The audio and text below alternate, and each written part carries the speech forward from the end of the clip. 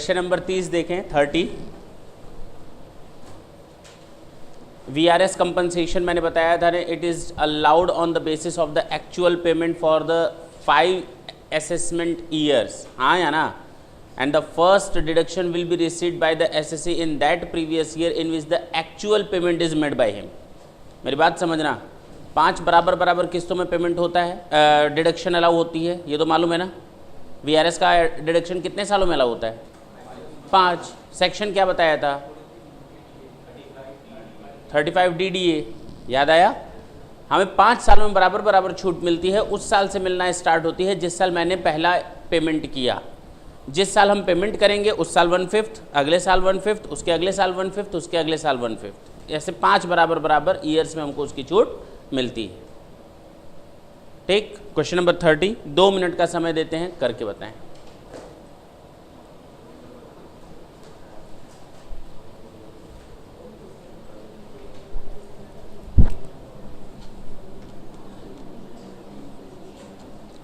X Limited, each employee will get voluntary retirement compensation in 3 installment। अच्छा, 35 at the time of the voluntary retirement, यानी 35% जो VRS का payment होता है eight the time of retirement होता है, बोलो ना,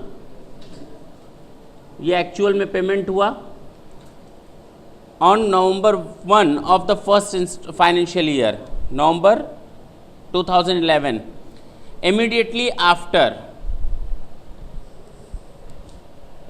after retirement and remaining, कुछ मिसप्रिंट है, इसको सही करें, बहुत बढ़िया।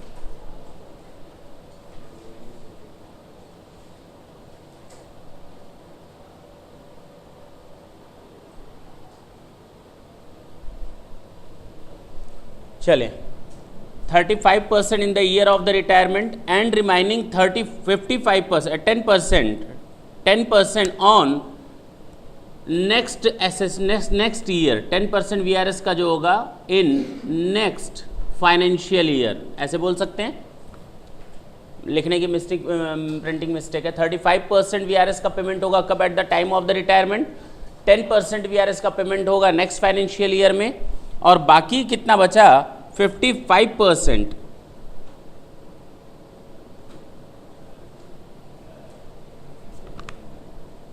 इन very next to next financial statement year.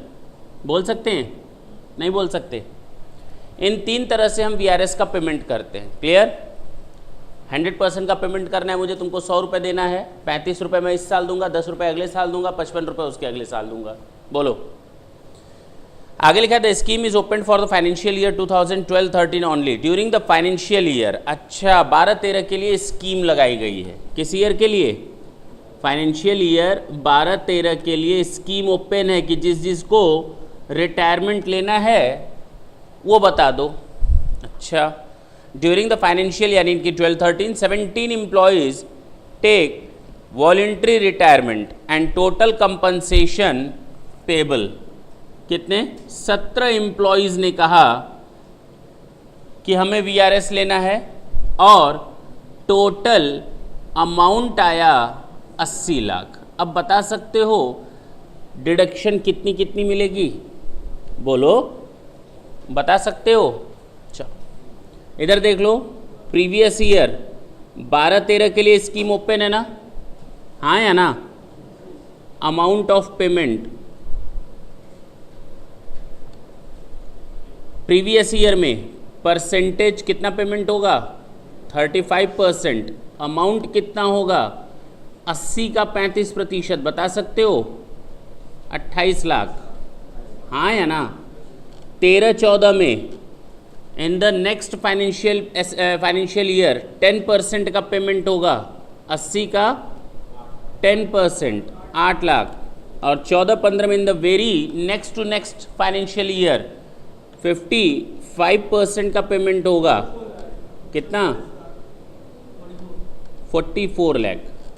ये हमारा पेमेंट का मोड है। अच्छा, डिडक्शन कैसे मिलेगा? Deduction under section 35 DDA।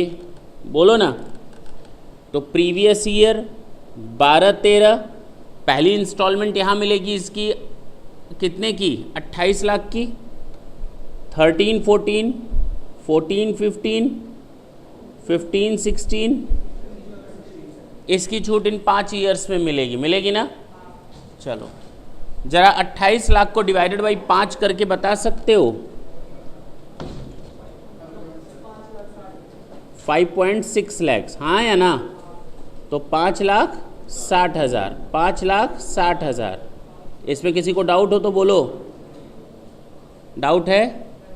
चलो अच्छा, इसकी छूट कब से मिलेगी, 13-14 से, कितने सालों में, 8 डिवाइडेड बाई 5 यानी 1,60,000। 1 लाख, ये तो 4 ही साल आ पाया, तो 1 साल और बढ़ जाएगा, 17 एंड 18, कितना, 1,60,000। क्लियर है। अब जरा देखो, अब कितना पेमेंट कर रहे हैं हम लोग, 44 लाख।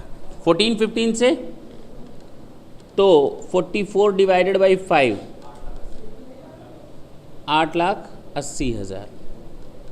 ये तो 4 साल हो गए, 1 साल फिर बढ़ाना पड़ेगा, बोलो ना। तो हमारा 18-19। क्लियर है।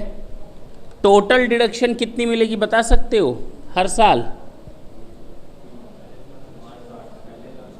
टोटल डिडक्शन पहले साल 5,60,000, दूसरे साल इन दोनों की डिडक्शन मिलेगी 7,20,000, 16 लाख,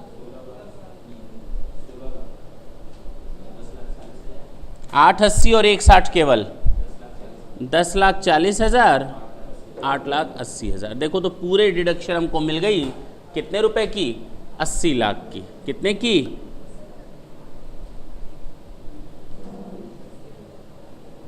समझ में आई बात। This is the answer, note कर लो।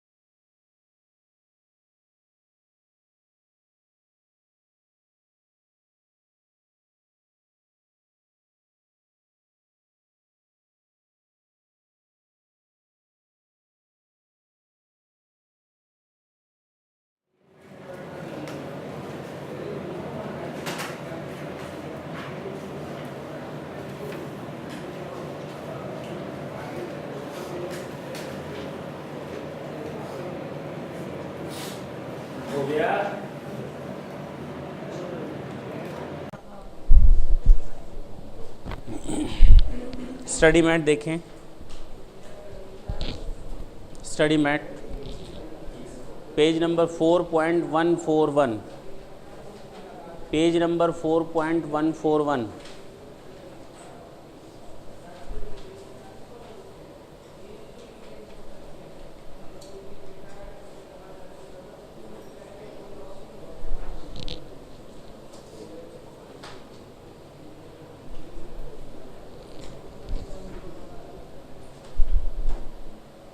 ठीक, 4.141।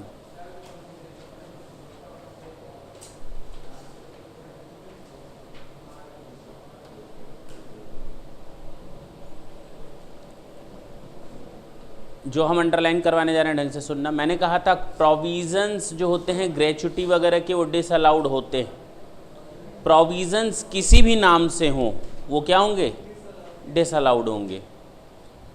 लेकिन अगर हम बात करें प्रोविज़न फॉर ग्रेचुटी तो दो चीज़ें होती हैं ग्रेचुटी में, या तो एम्प्लॉयर कंट्रीब्यूट करने जा रहा हो ग्रेचुटी फंड में, हाँ या ना, पक्की बात, या तो एम्प्लॉय को अब हमें अमाउंट पे करना है ग्रेचुटी का, तो एम्प्लॉयर उसका पेमेंट करना बाकी है एम्प्लॉयर को। दो चीज़ें हो सकती हैं, या तो ग्रेचुटी फंड में एम्प्लॉयर कंट्रीब्यूट करने जा रहा हो, या तो एम्प्लॉय रिटायर हो गया है और उसको पेमेंट देना है।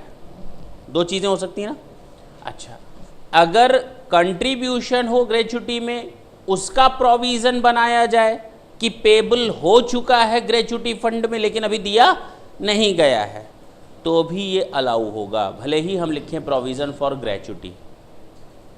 क्लियर? कोई एम्प्लॉय रिटायर हो चुका है तो उसको पेमेंट देना बाकी है, ग्रेचुटी भी देना बाकी है, इसी साल रिटायर हुआ है लेकिन हम पेमेंट नहीं दिए हैं, वो हम अगले साल देंगे, उसका भी प्रोविज़न जो पेबल हो चुका है वो अलाउड होगा, क्योंकि वो एक सर्टेन लायबिलिटी, भले ही आपने उसका नाम प्रोविज़न फॉर ग्रेचुटी दे दिया। क्लियर? पेज नंबर 4.141 में लास्ट पैरा देखें। However no disallowances would be made under the provision of this section 40 capital A in the case where any provision is made by the employer for the purpose of payment of sum by way of contribution to an approved gratuity fund। underline कर लें approved को, approved gratuity fund during the previous year or for the purpose of making payment of any gratuity that has become payable during the previous year by the virtue of the employee's retirement, death, termination of services etc। तो जब employ को payable हो जाए तो disallow नहीं होगा provision for gratuity, या gratuity fund में पेबल हो जाए अमाउंट जो एम्प्लॉयर को कंट्रीब्यूट करना है तो वो भी डिसअलाउ नहीं होगा। क्लियर हुआ? तो इस चीज़ को थोड़ा सा ध्यान में रखेंगे। प्रोविज़न फॉर ग्रेचुटी बताया था, बता चुके हैं ये, लेकिन ठीक है, कोई दिक्कत नहीं। अब जरा देखें क्वेश्चन नंबर आपका असाइनमेंट में 39, क्वेश्चन नंबर 39।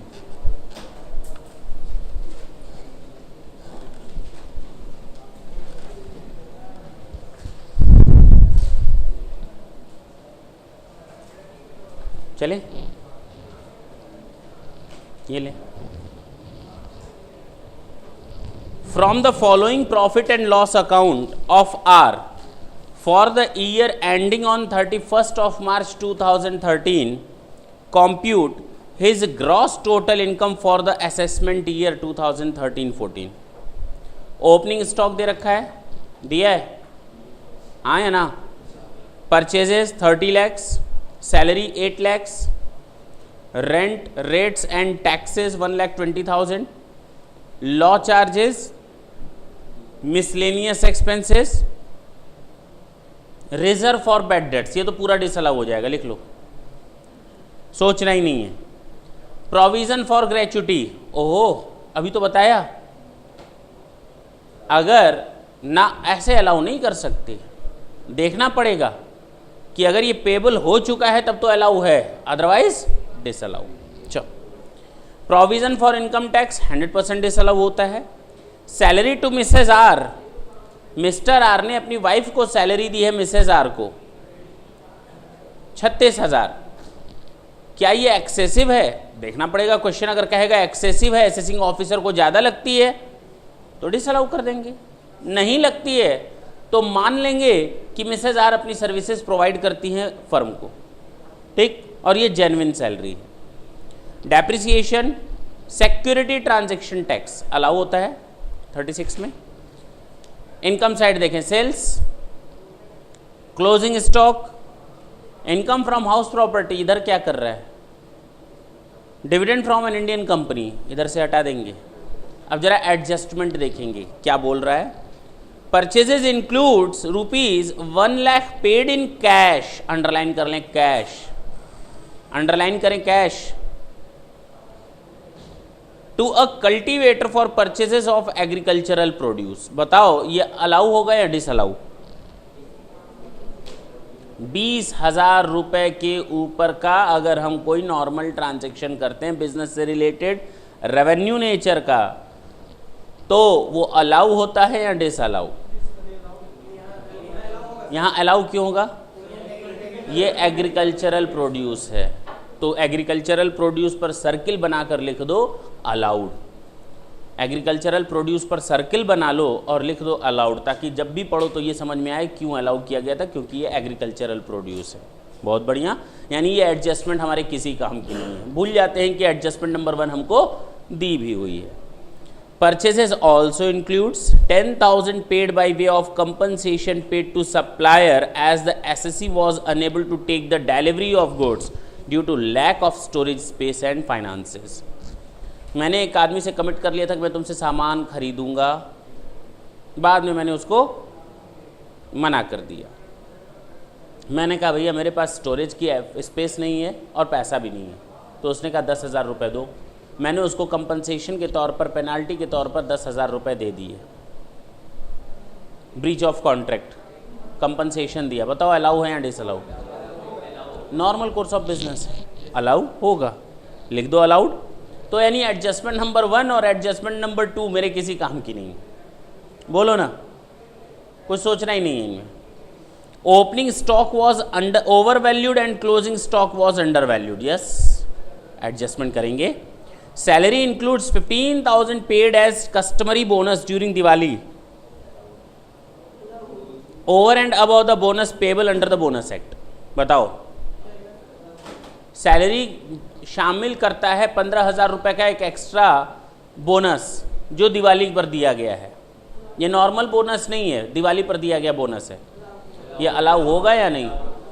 क्या फालतू की इंफॉर्मेशन है। तो अभी तक 4 एडजस्टमेंट में से केवल एडजस्टमेंट नंबर 3 ही काम की थी, न तो एडजस्टमेंट नंबर 1, न तो एडजस्टमेंट नंबर 2 और न तो एडजस्टमेंट नंबर 4, किसी काम की नहीं। Rent rates and taxes includes 10,000 on account of unpaid sales tax demand. Allow होगा या नहीं? सेल्स टैक्स अलाउ होता है या नहीं? इनडायरेक्ट टैक्सेस अलाउ होते हैं या नहीं? तो 10,000 अलाउ है या डिसअलाउ? क्यों? ये इनडायरेक्ट टैक्स है, ये अलाउ होगा नहीं, ये अनपेड है। मैंने बताया था ना 43B एक्चुअल पेमेंट बेसिस पर ही अलाउड होगा। तो लिखा है अनपेड है, तो कहाँ से अलाउ कर दोगे भाई? देखो तो वर्ड्स में फंसा दिया है। सेल टैक्स है, लोग कहेंगे अलाउ होगा। अरे नहीं, indirect taxes actual payment basis पर अलाउ होते हैं, अलाउ होते हैं लेकिन एक्चुअल पेमेंट। तो अनपेड को अंडरलाइन या सर्किल बना दो तो ये डिसअलाउ हो जाएगा। 3,000 on account of municipal taxes for property let out. तो ये हाउस प्रॉपर्टी का केस है, इधर क्यों शामिल किए हो? ये भी हटाओ यहाँ से, डिसअलाउ कर दो। It also includes 5,000 and custom penalty paid during the year, disallow है। Custom penalty, penalty paid for infraction of law is not deductible. किस केस में कहा गया था? Haji Aziz and Shakoor brothers. चलो, an amount of ₹20,000 from a customer was written off from the reserve for bad debts. अच्छा, एक बात नहीं समझ में आई, ऊपर जरा देखो तो लिखा हुआ था प्रोविजन फॉर बैड डेट्स 30,000 का लिखा था ना? हाँ या ना? और यहाँ लिखा हुआ है 20,000 एक कस्टमर से है जो पैसा डूब गया है, तो 30,000 में 20,000 अलाउ होगा या नहीं? तो 10,000 डिसअलाउ करेंगे या पूरा 30,000? पूरा 30,000। बाद में 20,000 अलाउ कर लो एक्चुअल बैड डेट्स करके। प्रोविज़न कहाँ रहा फिर? वो 20,000 प्रोविज़न नहीं है, एक्चुअल बैड डेट्स तो बैड डेट्स होता है, ठीक है? तो प्रोविज़न पूरा डिसअलाउ करो और उसके बाद 20,000 अलाउ करवा लो। An employee retired on 28 of March 2013, क्या इसी साल की बात है? हाँ, 3 दिन पहले। Gratuity payable to him was rupees कितना? 20,000 and a provision was created for the same this year and it was paid on 2 April 2013। अच्छा, अब देना है, 4 दिन बाद हम पेमेंट करेंगे, लेकिन बीच में साल खत्म हो गया। बताओ अलाउड होगा या नहीं? अब ये भी कहानी बताई उसकी क्वेश्चन से पहले ही, हाँ या ना? तो पीछे लिखा है प्रोविजन फॉर ग्रेच्युटी 20,000, तो अलाउ है या नहीं? अलाउ है, ठीक, पक्की बात। अगर कोई इंफॉर्मेशन इस तरह से नहीं दी रहती तो हम प्रोविजन को डिसअलाउ कर देते। कौन सा क्वेश्चन नंबर है? एसएससी कौन है? Mr R. अच्छा, मिसेज आर की बात आई थी बीच में सैलरी, तो उसको अलाउ मानेंगे या डिसअलाउ? इंफॉर्मेशन में तो कुछ नहीं दिया है, तो अलाउ मान लेंगे। Previous year 12-13, assessment year 13-14, computation of income under the head PGBP. अच्छा, तो प्रॉफिट कितना दिया हुआ है हमको?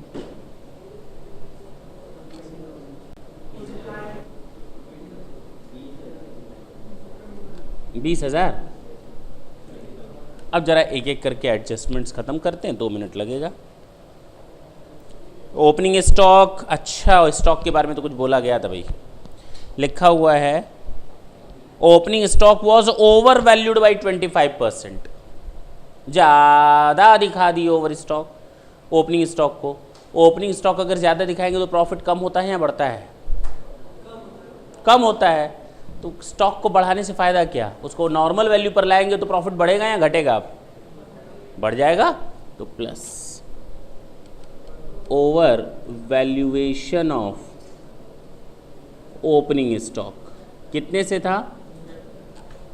लिखा है opening stock was over valued, यानी 125 पर दिख रहा है 4 लाख। कितने पर दिख रहा है?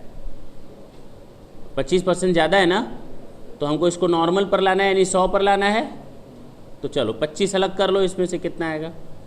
80,000। बोलो ना। अच्छा, आगे लिखा है क्लोजिंग स्टॉक के बारे में क्या दिखा है? Closing stock was undervalued. Closing stock कम कर दोगे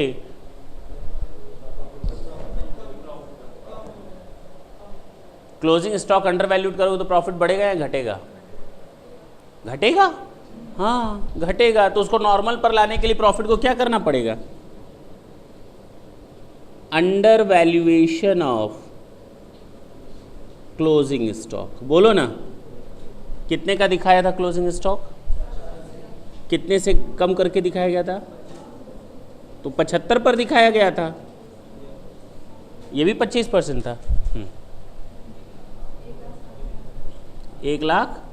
बताओ, केवल स्टॉक के अंडर वैल्यूएशन, वो ओवर वैल्यूएशन से उसका प्रॉफिट 20,000 आ रहा था, जबकि देना कितना था उसको? देखो 2,40,000, तो वहीं पर कम ज़्यादा कर दिया था। है कि नहीं? चलो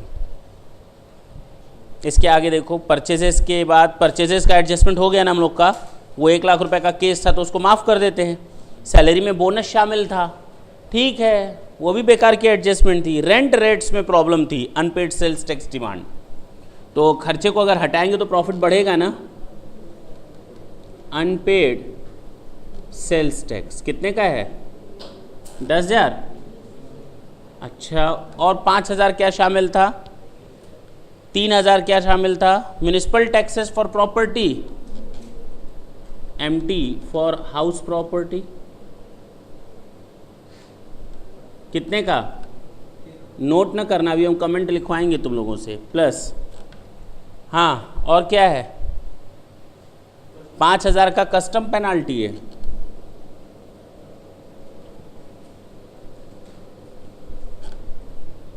चलो ये हो गया एडजस्टमेंट। रेंट हो गया, लीगल चार्जेस कुछ नहीं दिया था, मिसलेनियस एक्सपेंसेस कुछ नहीं दिया, रिजर्व फॉर बैड डेट्स बोला था 20,000 रुपए का एक्चुअल। पहले तो रिजर्व फॉर बैड डेट्स को जोड़ो, रिजर्व फॉर बैड डेट्स कितने से जोड़ेंगे, 30,000 से। रिजर्व पूरा जोड़ो, रिजर्व कहाँ से अलाउ करोगे। और जो एक्चुअल बैड डेट्स है उसको केवल बैड डेट्स लिखते हैं, रिजर्व नहीं लिखते हैं। कितना, अब बात समझ में आई, हाँ या ना। चलो, प्रोविजन फॉर ग्रेच्युटी अलाउ होगा, इसके लिए तो स्पेशल केस था। Provision for income tax 40,000,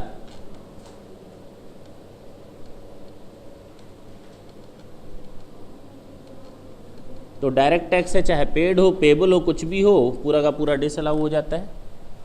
salary मान लेंगे नॉर्मल है, डेप्रिसिएशन मान लेंगे नॉर्मल है, सिक्योरिटी ट्रांजैक्शन टैक्स मान लेंगे नॉर्मल है। जरा इनकम साइड देखो तो इनकम फ्रॉम हाउस प्रॉपर्टी हटाएंगे ना, कितना है 80,000।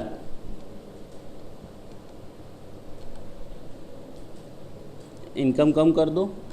Dividend from an Indian company कितना दिया है,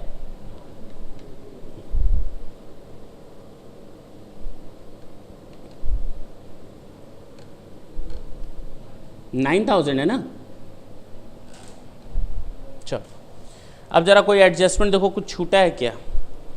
पहला बेकार था, दूसरा बेकार था, तीसरा हो गया, फोर्थ हो गया, फिफ्थ भी हो गया, सिक्स्थ भी हो गया, सेवेंथ भी हो गया। अच्छा नीचे लिखा भी है Mrs R is a law graduate and actively working in the SSC firm. नहीं भी लिखा होता तो हम यही मानते। बता सकते हो कितनी इनकम आ जाएगी, और दिखा कितना रहा था, वो कितना दिखा रहा था और हो कितना गया।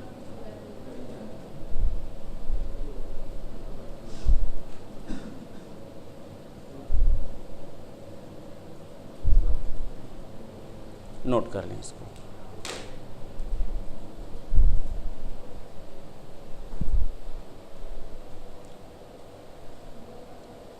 नोट्स आप कमेंट लिखेंगे कॉपी में, अभी सबकी कॉपी चेक करेंगे कमेंट की।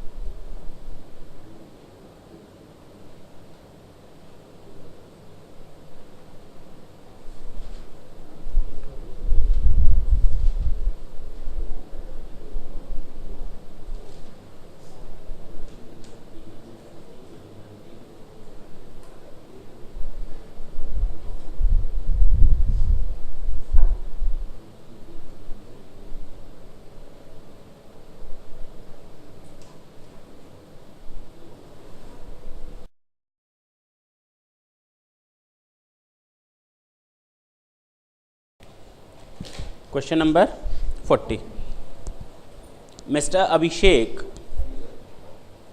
resident, furnishes the following information.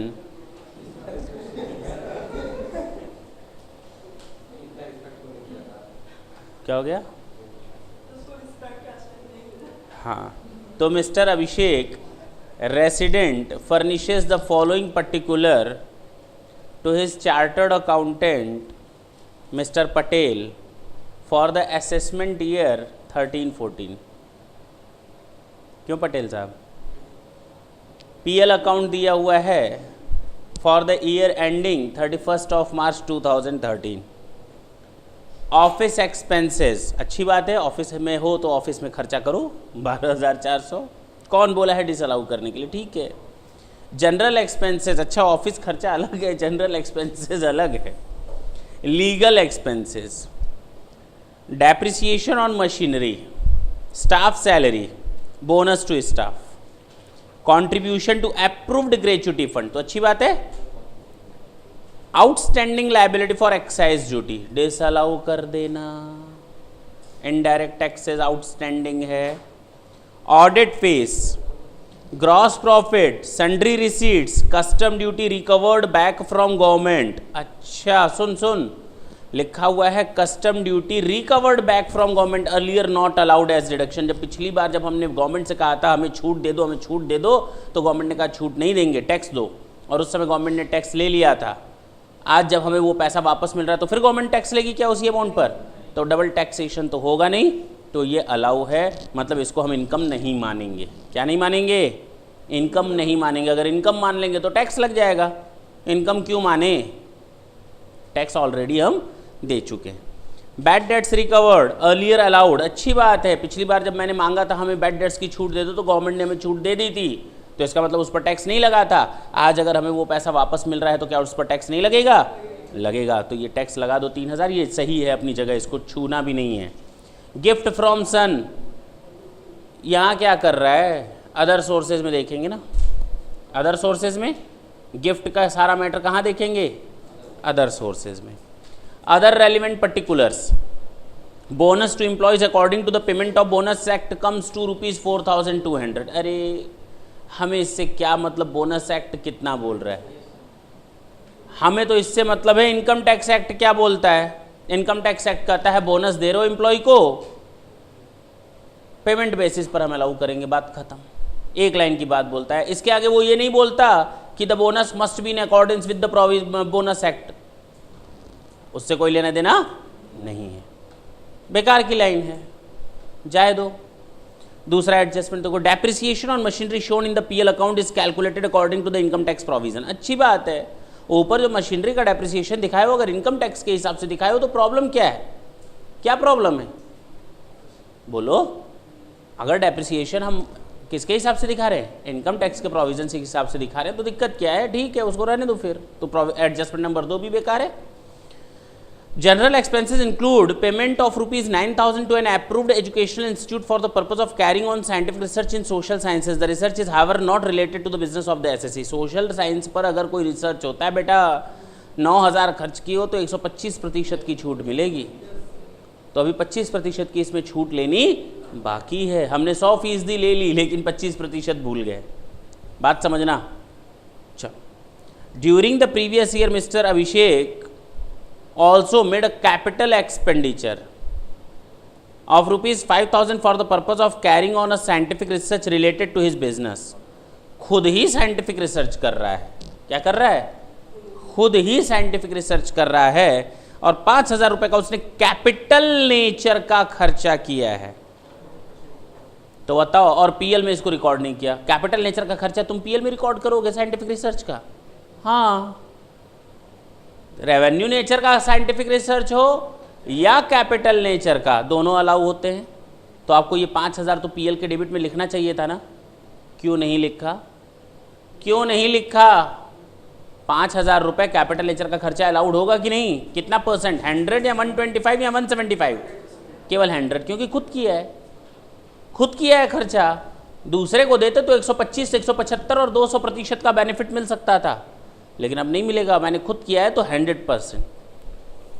outstanding liability in respect of excise duty amounted to rupees 10,500 was paid on 10th of April 2013।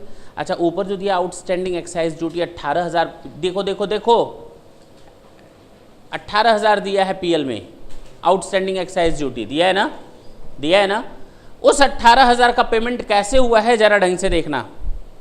10,500 का पेमेंट हुआ है 10 अप्रैल 2013 को। मैंने कहा था excise duty must be paid, means the deduction of excise duty would be availed on the basis of the actual payment, but if the payment is made on or before the furnishing of return of income then it would be deemed that the payment has been made during the same previous year। ये बताया था कि अगर हमारा excise duty का payment return दाखिल करने की डेट तक भी हो जाए तो भी मान लिया जाएगा कि वो हमने कब तक कर ली, 31 मार्च तक पेमेंट कर लिया। तो ठीक है, 10 अप्रैल तक किया है तो शायद अभी रिटर्न नहीं भरा है। 1,000 रुपये 10 मई को किया है, 2,000 रुपये 30 जून को किया है, 1,000 रुपये 10 जुलाई को किया है और 3,500 अभी भी बाकी है। डेट ऑफ रिटर्न है 31 जुलाई, तो 10 जुलाई तक जितना भी पेमेंट किया सब अलाउ हो जाएगा ना, सब अलाउ हो जाएगा ना, हाँ या ना। 31 जुलाई के पहले जितना भी पेमेंट किया है सब अलाउ हो जाएगा ना, नहीं होगा? बोलो रूल क्या है बताओ। हाँ, एक्साइज ड्यूटी का रूल बताओ राहुल।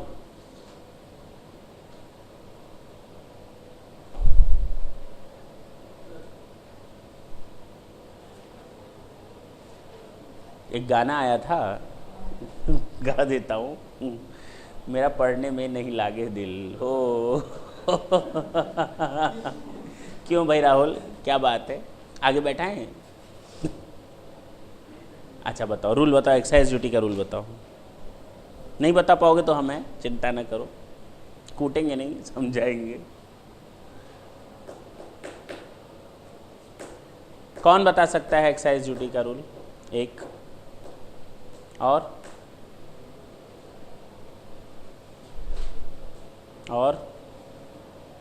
सोनू बताओ तो बाबू। क्यों थे नहीं क्या क्लास में? तुम बताओ तरुण। नहीं, हम ये पूछ रहे क्या है एक्साइज ड्यूटी का रूल बताओ, क्या उसके प्रोविजंस दिए हुए हैं टैक्स में, किस सेक्शन में छूट मिलती है, किन के अकॉर्डिंग मिलती है, क्या प्रोविजंस हैं? क्या कर रहा है?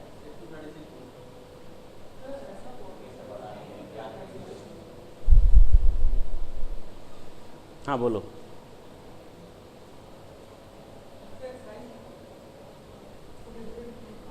हाँ बोलो।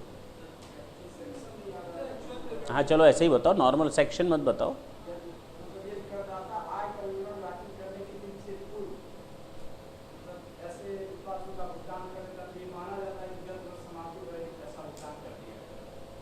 किसका, किस चीज़ का?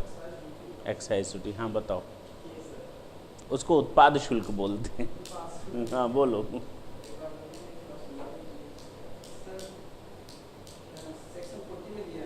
हाँ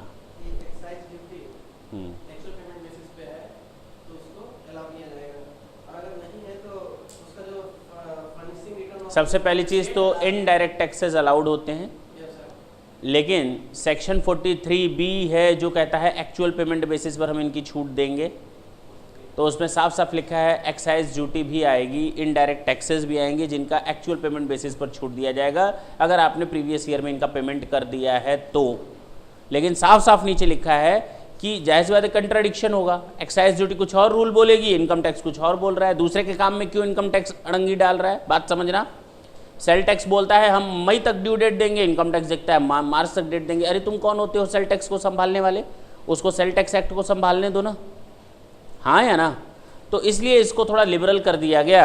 एक लाइन और जोड़ दी गई, अगर एसएससी ने रिटर्न फर्निशिंग की डेट के पहले जितने भी इनडायरेक्ट टैक्सेस पेमेंट किए होंगे उनको ये मान लिया जाएगा कि उनका भी पेमेंट प्रीवियस ईयर में हो चुका है। क्लियर है? तो एक्साइज ड्यूटी का पेमेंट देखो 18,000 रुपये ऊपर लिखा हुआ था, लेकिन 18,000 में से मैक्सिमम का पेमेंट तो रिटर्न दाखिल होने के पहले हो चुका है। तो जितने का रिटर्न दाखिल होने के पहले पेमेंट हो चुका है वो सब अलाउ कर दो, वो सब क्या कर दो, अलाउ कर दो। डिसअलाउ होगा केवल एक चीज़, क्या? जो 31 जुलाई के बाद। अब जरा देखते हैं कितना, 18,000 में से कितने का अलाउ हो गया? 1,000 10,500, 11,500, 2,000, 13,500, 1,000, 14,500, बस 14,500 अलाउ कर लो, 3,500 डिस अलाउ कर दो, हटाओ ऊपर से, क्योंकि उनका पेमेंट प्रीवियस ईयर में नहीं हुआ है। No tax has been deducted at source on the audit fees of ₹21,000। Audit fees पर 21,000 रुपये जो ऊपर दिया हुआ है ऑडिट फीस, उस पर TDS नहीं काटा गया। तो जब TDS नहीं काटा गया तो खर्चा अलाउ हो जाएगा? नहीं होगा। खर्चा कैसे अलाउ हो जाएगा? मैंने तुम लोग को बताया था, अगर कोई सेक्शन 40 स्मॉल है कि कोई भी खर्चा अलाउड नहीं होता अगर आपने TDS का डिडक्शन नहीं किया है, बात खत्म। लेकिन उस साल होगा जिस साल आपने TDS काट लिया, या आपने काट रखा था गवर्नमेंट के खाते में नहीं जमा किया था, तो जब तक आप गवर्नमेंट के खाते में नहीं जमा करोगे तब तक वो अलाउड नहीं होगा। क्लियर है? तो अगर ऑडिट फीस पर प्रीवियस ईयर में हमने TDS नहीं काटा था तो प्रीवियस ईयर में डिसअलाउ कर दो। इस साल मैंने काटा है तो वो 21,000 इस साल अलाउ होगा, न कि प्रीवियस ईयर में। अब बात समझ में आई? क्लियर है? बोले तो उसको डिसअलाउ करना पड़ेगा 21,000 को। Expenditure incurred for treatment of specific disease of his dependent brother. ठीक है, तो इसका इस चैप्टर से कोई लेना देना नहीं है कि मैंने अपने भाई की बीमारी पर कुछ खर्च किया है, तो उसको इस चैप्टर में देखा जाएगा, उसको सेक्शन 80 में देखा जाएगा। लिख लो सेक्शन 80। तो अदर जब हम लोग पढ़ेंगे डिडक्शंस में तो वहाँ पर हम लोग देखेंगे। ठीक, करें इस क्वेश्चन को सॉल्व। अब सारे एडजस्टमेंट क्लियर हैं, बहुत सिंपल सा क्वेश्चन है। यही क्वेश्चन आता है 12 से 15 नंबर में। सोचो कितने कम एडजस्टमेंट है, बैठे बैठे नंबर मिलते हैं इसमें। खड़े होकर तो कोई भी नहीं लिखता, बैठ कर ही लिखता है। SSC कौन है? शेख नहीं है, शेख है।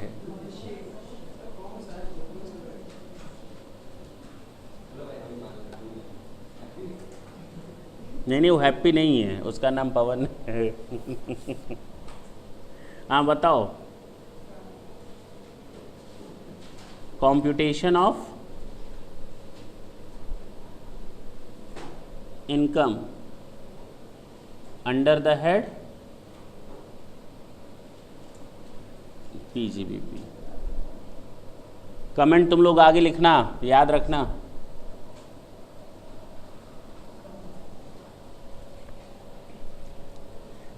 Net profit as given,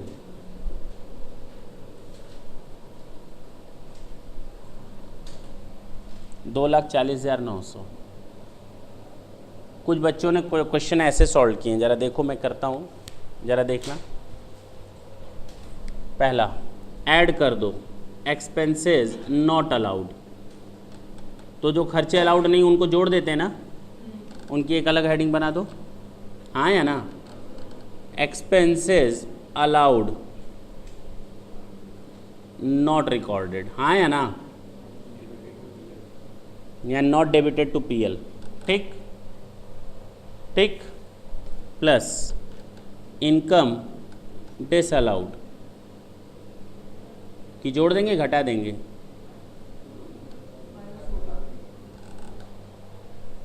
plus income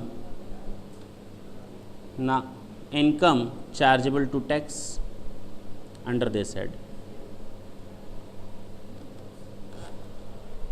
clear हुआ? कुछ लोग ऐसे फॉर्मेट बनाते हैं, कोई बुराई नहीं है, बहुत अच्छा प्रेजेंटेशन है फॉर्मेट बनाने का, अपना रेलिवेंट चीज़ लिखते चले जाओ। क्लियर है? तो हम ऐसे नहीं बनाएंगे, हम सीधे बनाते हैं प्लेन।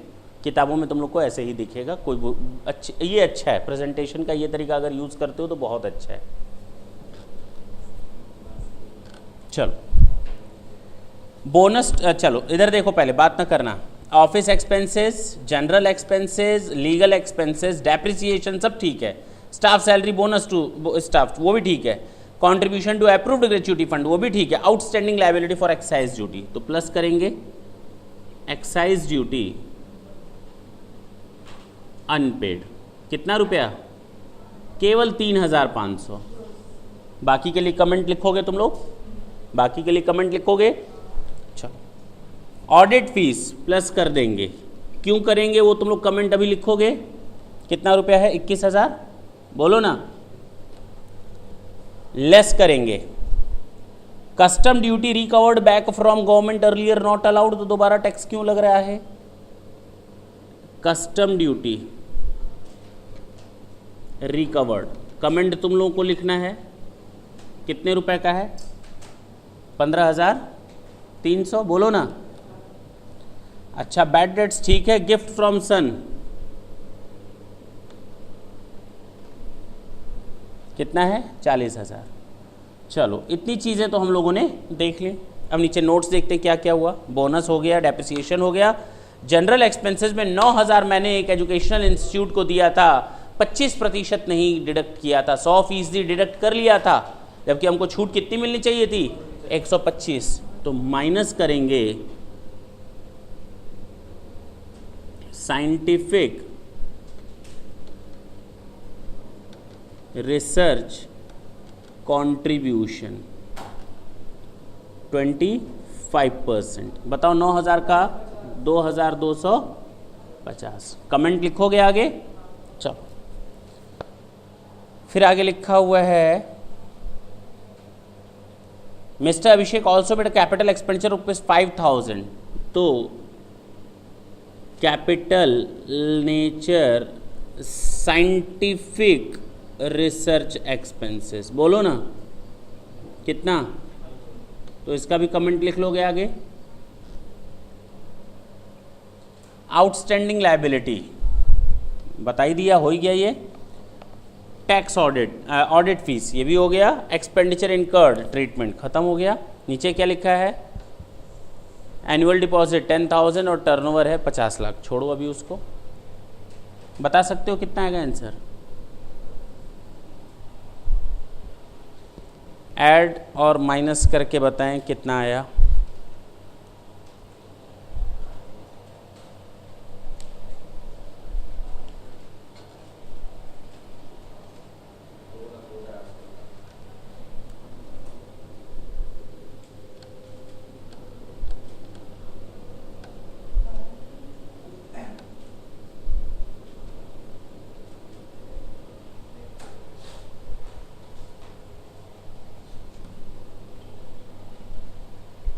नोट करें और कमेंट लिखें।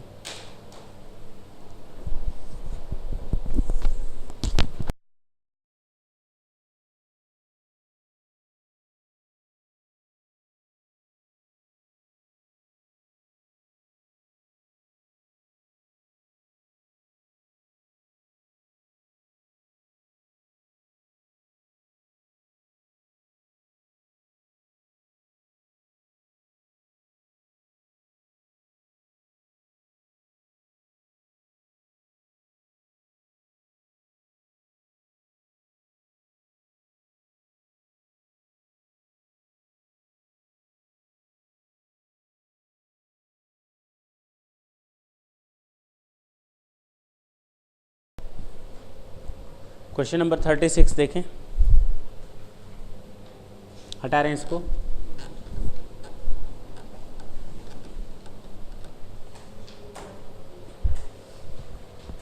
अब एक प्रॉब्लम आती है कि सर हम अपने बिजनेस की books of account accrual system पर रखेंगे, मर्केंटाइल सिस्टम पर रखेंगे या रिसीट बेसिस पर। हमें बात नहीं समझ में आई। कई लोग ऐसे होते हैं जो अपने इनकम और एक्सपेंडिचर को रिसीट बेसिस पर शो करते हैं और पेमेंट बेसिस पर शो करते हैं।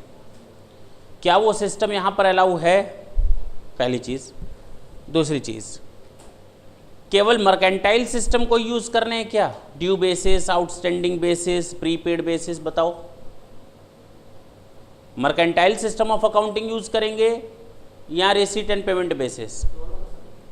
दोनों कर सकते हैं। बिल्कुल सही है। जो SSC regular books of account जिस बेसिस पर प्रिपेयर करेगा, एक बार अगर आपने मेथड यूज कर लिया रिसीट एंड पेमेंट बेसिस पर, तो आपका इनकम उसी हिसाब से एसेस्ड होगा।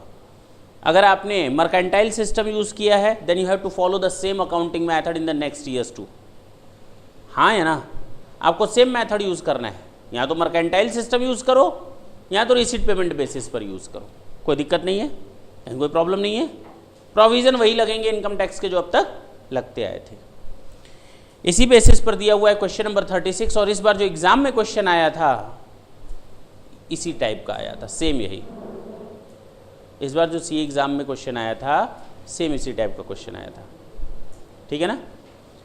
अब प्रॉब्लम क्या होती है, एक क्वेश्चन दो क्वेश्चन बच्चे कर तो लेते हैं लेकिन प्रैक्टिस नहीं करते इस तरह के क्वेश्चंस की, तो जाहिर सी बात है एग्जाम में प्रॉब्लम आएगी। आएगा तो है तो बहुत सिंपल, लेकिन अल्टीमेटली वो प्रॉब्लम हो जाती है सर उस पर तो हम लोगों ने ध्यान ही नहीं दिया था। तो क्यों नहीं दिया था, ठीक, जरा देखते हैं question number 36।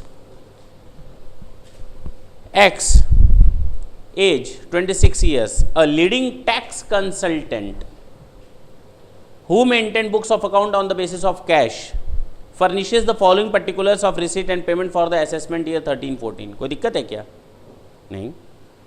Fee from client, अच्छा देखो देखो देखो, पिछले साल की भी है, इस साल की भी है और अगले साल की भी है, 3 साल की फीस है। अरे जब रिसीट बेसिस पर चार्ज करना है तो किसी भी साल की फीस हो टैक्स तो लगेगा, तो तीनों को टैक्स वाले पॉइंट में ले आएंगे।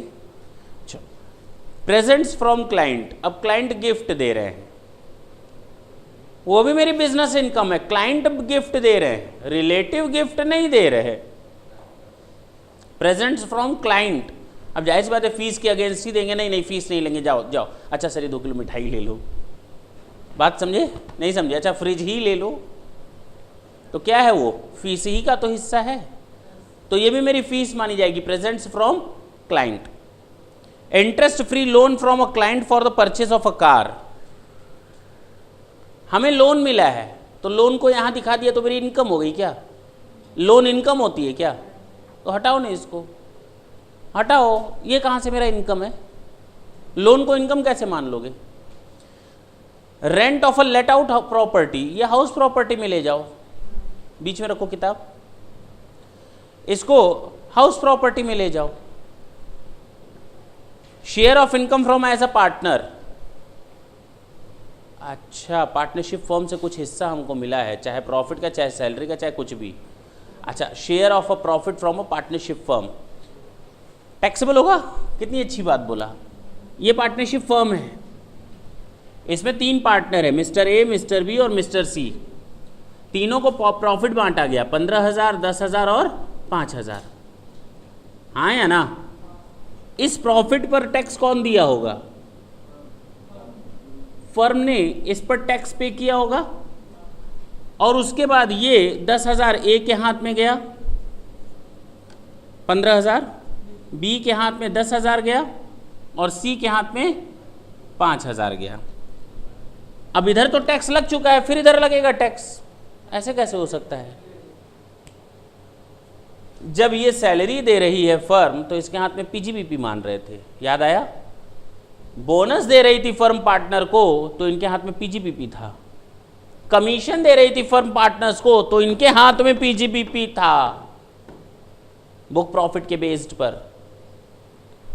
प्रॉफिट जो आता है डिस्ट्रीब्यूट करने के लिए, तो प्रॉफिट तो टैक्स कौन देगा प्रॉफिट पर, तो जिस फर्म प्रॉफिट को फर्म बांटने जा रही है अपने ही मालिकों में, उस पर तो फर्म ऑलरेडी टैक्स दे चुकी है, दोबारा टैक्स लगाओगे इनके ऊपर, दोबारा टैक्स इनके हाथ में नहीं लगता। इनके हाथ में टैक्स किन चीज़ों पर लगता है, सुनो, जो इनको सैलरी मिलेगी फर्म से, बोनस मिलेगा फर्म से, कमीशन मिलेगा फर्म से, इंटरेस्ट मिलेगा फर्म से, इंसेंटिव मिलेगा फर्म से, अपनी पार्टनरशिप फर्म से इनको जो कुछ भी मिलेगा वो किस हेड में टैक्सेबल होगा, सैलरी किस हेड में टैक्सेबल होगी, सब पीजीबीपी में, बताया था ना, सब पीजीबीपी में टैक्सेबल होता है। हाँ, यहाँ पीजीबीपी में टैक्सेबल ना होकर इनके हाथ के पीजीबीपी में टैक्सेबल हो गया, लेकिन share of profit from a firm तो ऑलरेडी ये फर्म टैक्स दे चुकी है, दोबारा टैक्स लगाओगे क्या, बात खत्म। तो उसको माफ़ करो 15,000 को, तो इसको भी माफ़ करो यहाँ से, बोलो ना, पक्की बात है ना। चलो, सैलरी ऑफ स्टाफ अलाउ करेंगे, कार एक्सपेंसेस अलाउ करेंगे, ऑफिस एक्सपेंसेस अलाउ करेंगे, expenses in respect of let out property, अरे क्या कर रहे हो, लेट आउट प्रॉपर्टी को तो हाउस प्रॉपर्टी का मैटर है, यहाँ क्या कर रहा है, हटाओ उसको। Repair of office, interest on loan allow करेंगे, रिपेयर ऑफ ऑफिस भी अलाउ करेंगे, इनकम टैक्स पेमेंट नहीं अलाउ करेंगे, LIC प्राइवेट खर्चा है नहीं अलाउ करेंगे, बैलेंस क्रेडिट डाउन, तो नेट प्रॉफिट कैरिड डाउन तो करते ही करते हो गया काम। अच्छा, नीचे लिखा car is partly use for official purposes, partly for private purposes, private 60% है, ऑफिशियल 40% है, तो केवल कितना खर्चा घटाएंगे 40%, काहे के लिए घर का खर्चा घटा रहे हो, 40% ही हम डिडक्ट करेंगे, 60% तो प्राइवेट पर्पज़ के लिए कार यूज़ होती है, तो वो खर्चा अलाउ नहीं करेंगे। He has sold land ₹6 lakh, valuation हुआ इतना और लैंड इतने समय में खरीदी गई थी। अरे वो तो कैपिटल गेन का मैटर है, यहाँ क्या कर रहा हो, देखेंगे कैपिटल गेन चैप्टर में, इसके बाद ना पढ़ना है हम लोग को, बात खत्म। इतना सिंपल क्वेश्चन था नहीं, जरा देखें सॉल्व करके।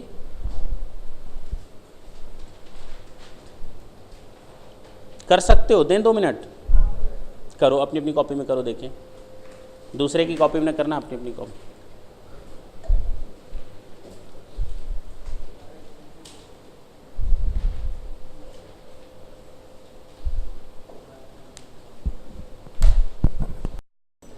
देखें जरा,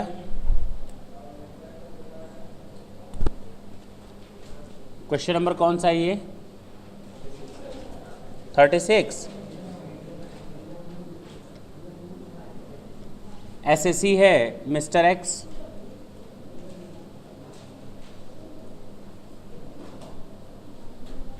previous year 12-13, assessment year 13-14, computation of income under the head PGBP। इधर देखो, एक चीज़ समझने की कोशिश करना, सुन लो। मैंने कहा कि मेरी इनकम है 1 लाख, सेल है, और परचेस कॉस्ट है 60,000, ठीक, बात समझना। और प्रॉफिट कैपिटल एक्सपेंडिचर मैंने लिख दिया है 10,000, तो कुल कितना बचा? मैंने नेट प्रॉफिट कितना दिखाया है? अब होना कितना चाहिए था, जबकि दिखाना कितना चाहिए था टैक्स के हिसाब से? 40,000। कैसे मालूम? 30,000 में तुमने 10,000 जोड़ दिया। Net profit as given 30,000 plus क्या, कितना? तो तुम्हारा आंसर आ गया 40,000। मैं ये तरीका नहीं यूज़ करूँगा ना, मैं क्या करूँगा भाई, सेल आनी चाहिए कितने की, खर्चा आना चाहिए कितने का, हो गई बात खत्म। हम तो 40,000 ऐसे दिखाएंगे, लो बेटा मेरी मर्जी है, दोनों तरीके सही है, ठीक। तो नॉर्मली जब भी रिसीट एंड पेमेंट बेसिस पर इनकम कैलकुलेट करोगे, कैसे करोगे जरा देखो। नेट प्रॉफिट लिखोगे, नेट प्रॉफिट न लेकर के तुम यहां लिखोगे क्या, फी रिसीट। कितनी फी मिली है, कितनी फी मिली है? 2,30,500 प्लस 11,500 प्लस 13,000, वो तो ओपनिंग कैश बैलेंस दिया है ऊपर 255, बोलो। प्लस कर देंगे प्रेजेंट्स फ्रॉम क्लाइंट्स, वो भी तो इनकम है मेरी, कितने की? 24,000 मेरी टोटल इनकम हो गई। अब देखो और क्या प्लस करेंगे, और कुछ भी प्लस नहीं करना है। क्यों? क्योंकि लिखा है इंटरेस्ट फ्री लोन। लोन कहाँ से इनकम होता है मेरा? अच्छा, लेट आउट प्रॉपर्टी या हाउस प्रॉपर्टी में जाता है, यहाँ से तो कोई मतलब ही नहीं है। सुन लो पहले। दूसरा, share of income from a partnership firm, भैया वो भी इनकम नहीं होती, वो तो ऑलरेडी टैक्स होती है, वो तो एग्जेम्प्ट इनकम होती है। क्या होती है? चलो, तो इसका मतलब इनकम साइड तुमने पूरा लिख लिया। अब खर्चे अलाउ करेंगे। खर्चे कौन कौन से अलाउ करेंगे? टाइपराइटर थोड़ी दिखाते हो खर्चे में, टाइपराइटर दिखाते हो, लेकिन डेप्रिसिएशन तो दिखाते हैं ना।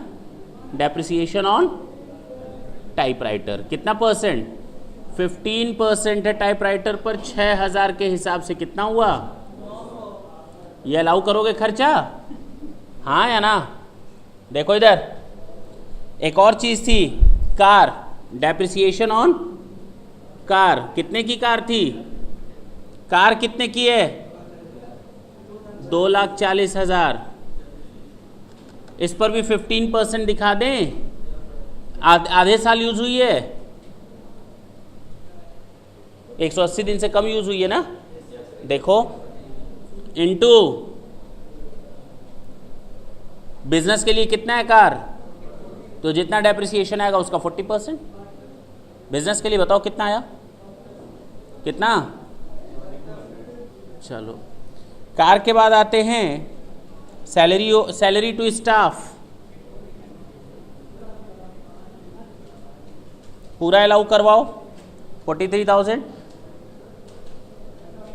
चलो कार एक्सपेंसेस पूरा कहाँ अलाउ होगा? कार एक्सपेंसेस केवल 40% तो अलाउ होगा, हाँ या ना? ये भी 7200 आ रहा था, ये भी 7200 आएगा। Expenses in respect of let out property छोड़ दो, ऑफिस एक्सपेंसेस कितना दिया हुआ है? 40,000 अलाउ कर लो खर्चा। अच्छा ऑफिस रिपेयर कितना है? बोलो 12,000 नहीं बोलोगे? इंटरेस्ट ऑन लोन छूट मिलती है, कितने का है? 10,000 नॉर्मल खर्चा है। इनकम टैक्स नहीं मिलेगा, LIC नहीं मिलेगा, खत्म हो गया, खत्म। क्या करें? इंटरेस्ट ऑन लोन न लें? हमने लोन लिया बिजनेस के लिए और हमने इंटरेस्ट का पेमेंट किया है, तो इंटरेस्ट खर्चा नहीं है मेरा। हाँ एक्चुअल पेमेंट बेसिस पर अलाउड होता है, ये मैं मानता हूँ, लेकिन क्वेश्चन में चूंकि कोई इन्फॉर्मेशन नहीं की दी गई तो हम मान लेंगे सारा का सारा पेड है। कहाँ लिखा है आउटस्टैंडिंग है? क्यों भाई?